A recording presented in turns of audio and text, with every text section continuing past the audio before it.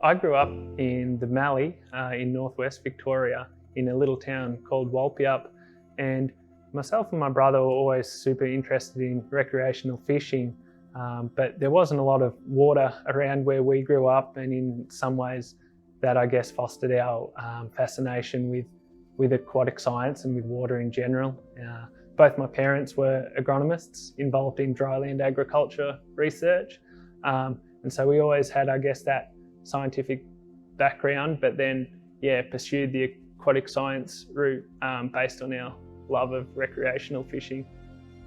Following my undergraduate degree, I went into an honours degree, which was sort of partway between freshwater ecology and nutrition.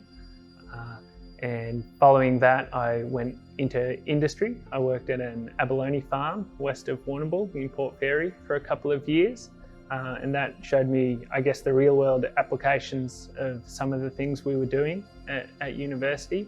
And following a couple of years in industry at hands-on sort of tasks, an opportunity arose to do a PhD based around fish nutrition with an industry linkage.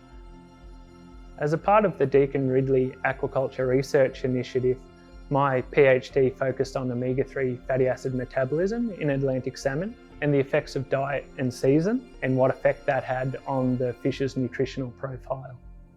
As the global population continues to grow, the demand for fish and seafood continues to rise, and the amount of fish and seafood supplied by wild-caught fisheries has stagnated over the last 20 or 30 years.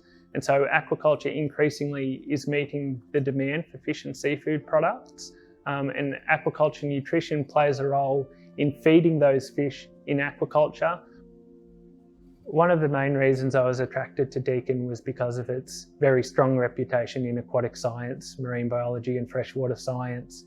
And from there, I learned an appreciation of their reputation within fish nutrition and aquatic nutrition as well. Deakin has very up-to-date, state-of-the-art facilities, including an aquaculture facility at Warrnambool, which allows for research trials.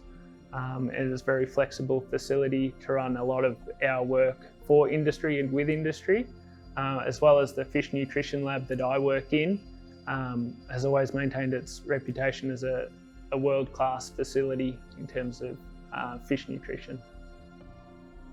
My advice for prospective PhD students would definitely be to learn as much as you can about the research group that you're wanting to join.